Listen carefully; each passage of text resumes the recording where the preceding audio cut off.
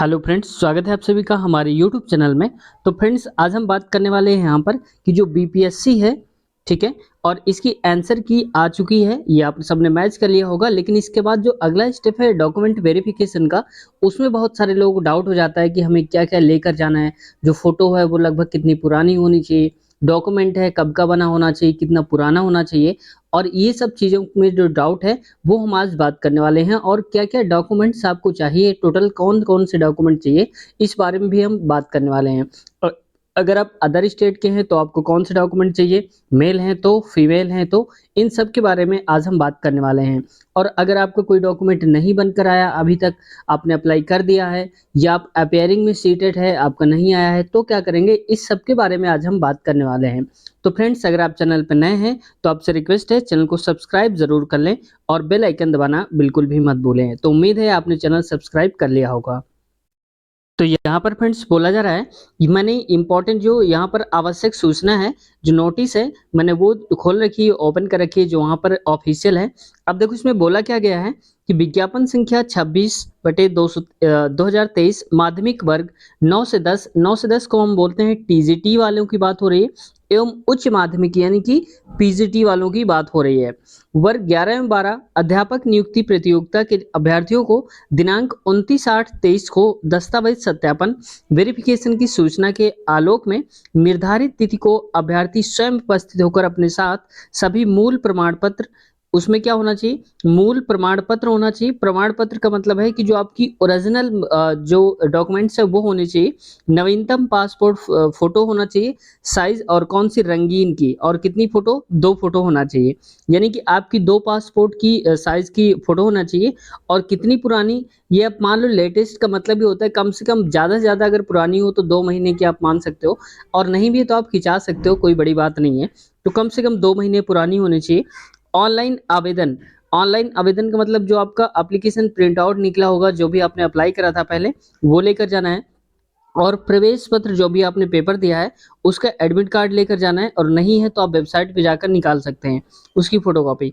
तथा सभी प्रमाण पत्र यानी कि जो जो भी आपके पास डॉक्यूमेंट हैं वो सारे लेकर जाना है, और उनकी 2-2 सेट की फोटोकॉपी करा लेनी। मान लो कि आप हाई स्कूल का सर्टिफिकेट है आपके पास, तो आप 2 फोटोकॉपी करा लीजिए, इंटर का है 2 फोटोकॉपी, ऐसे करके सारे 2-2 सेट बना लीजिए, सेट अलग-अलग बना लीजिए। एक फोटोकॉपी सब में लगा दीजिए, दूसरे वाले में 2, और स्टेपल कर दीजिए। स्वप्रमाणित छाया प्रति, और उन पर स्वयं से हस्ताक्षर करना है, ठीक है। आप चाहें तो ब्लू पेन से कर सकते हैं या ब्लैक पेन से कर सकते हैं, ऐसा कोई बड़ी बात नहीं है।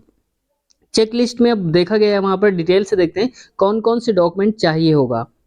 अब देखो आपको डॉक्यूमेंट कौन कौन से चाहिए। सबसे पहला है कि आधार कार्ड होना चाहिए, और उम्मीद है आधार कार्ड होगा आपके पास, और नहीं भी है तो पैन कार्ड होना ज़रूरी है। अगर पैन या आधार कुछ भी नहीं है तो ड्राइवरी लाइसेंस होना ज़रूरी है।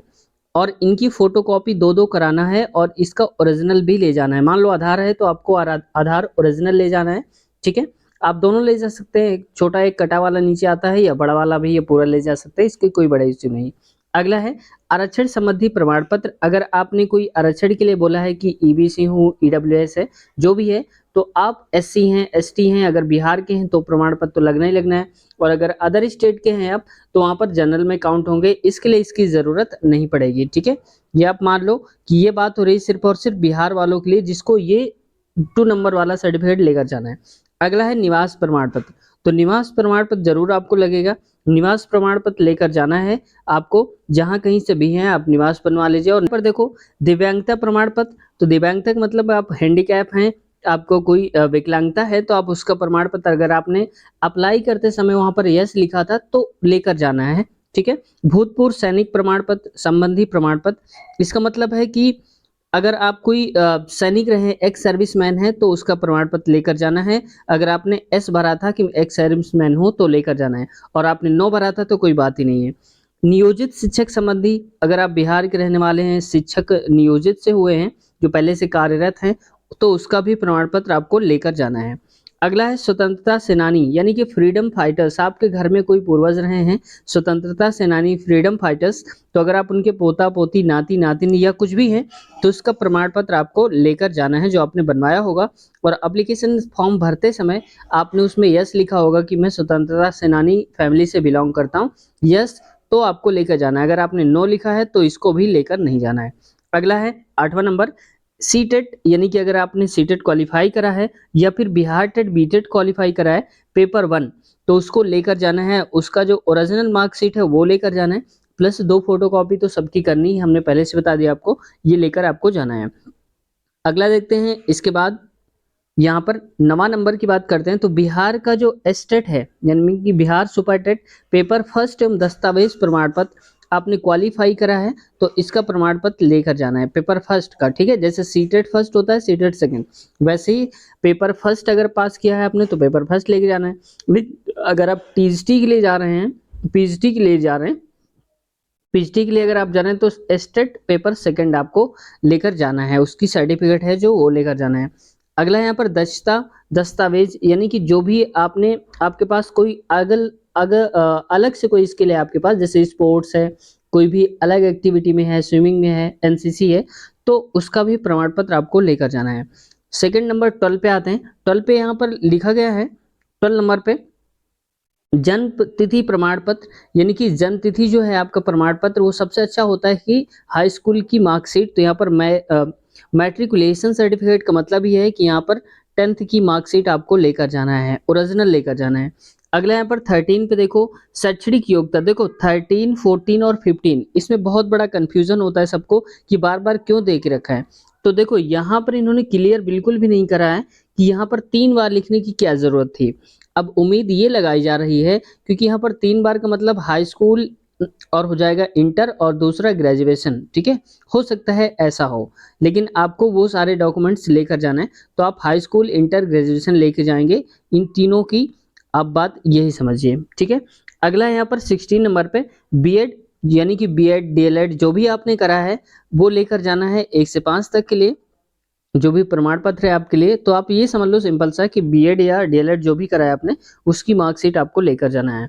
अगला है 17 नंबर पे शैक्षणिक योग्यता एवं दस्तावेज प्रमाण पत्र। तो शैक्षणिक योग्यता का ही मतलब ये हो गया कि आप योग्य क्या हैं, यानी कि बीएड करा है आपने, डीएलएड करा है आपने, या 12th और ग्रेजुएशन जो है आपने बीएससी किया है, या फिर उसके आगे और भी कुछ किया है, बीए करा है, बीकॉम करा है, उसके लिए आपको ये प्रमाण पत्र ले जाना है। मतलब ग्रेजुएशन और 12th, इसलिए 2 बार ये लिखे गए हैं, तो इसमें से 12th और ग्रेजुएशन, ठीक है।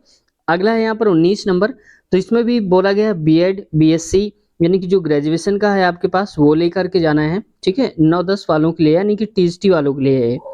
अगला यहाँ पर 20 नंबर पे शैक्षणिक योग्यता 11-12 के लिए। तो 11-12 के लिए क्या है, जैसे सीटेट का सेकंड पेपर होना चाहिए, तो पीजीटी के लिए जो मांगा गया है, और पीजीटी के लिए इसके अलावा क्या लगता है, पोस्ट ग्रेजुएशन लगता है। तो पोस्ट ग्रेजुएशन का जो सर्टिफिकेट है, जो उसकी डिग्री वो सर्टिफिकेट है, डिग्री भी है, तो वो भी लेकर जाना है। अगला है 21 पे, सेम वही बात हो गई। ये 11-12 की बातें बोली जा रही कि यानी कि आपने बीएससी बीएड जो भी करा है वो आपके पास होना चाहिए, ठीक है। एमएड करा है तो भी आपके पास होना चाहिए। तो ये और ये 11-12 वालों के लिए है। अगला है 22 नंबर, शैक्षणिक योग्यता 11-12 एवं दस्तावेज प्रमाण पत्र। मतलब आपके पास जो शैक्षणिक योग्यता होना चाहिए, जो जो डॉक्यूमेंट्स लगने होते हैं, जिसमें 12th पीजीटी के लिए ये है पीजीटी, वो सारे डॉक्यूमेंट्स आपको लेकर जाना है। अब बात करते हैं कि यदि कोई अभ्यर्थी 9 से 10 या 10 से 11, यानी कि टीजीटी वाला या फिर पीजीटी वाला, दोनों के लिए आवेदन करा है, तो किसी एक तिथि को ही दोनों वर्ग के लिए दस्तावेज सत्यापन कराना सुनिश्चित करेंगे। मतलब आपको सिर्फ और सिर्फ एक डेट को ही जाना है, वहां पर 2 बार जाने की जरूरत नहीं है। जिस दिन आप जाएंगे तो उसी दिन आपकी डॉक्यूमेंट वेरिफिकेशन टीजीटी का भी उसी में हो जाएगा और पीजीटी का भी उसी में हो जाएगा। 2 बार जाने की बिल्कुल भी आवश्यकता नहीं पड़ेगी। तो आई होप वीडियो पसंद आई होगी आपको। अगर फिर भी आपकी कोई क्वेरी है, कोई समस्या है, या किसी प्रकार का कोई डाउट है, ये वीडियो कैसी लगी आपको कमेंट सेक्शन में ज़रूर बताइए। तो अगर चैनल पर नए हैं तो चैनल को सब्सक्राइब कर लें। मिलते हैं नेक्स्ट वीडियो में। Take care, bye bye.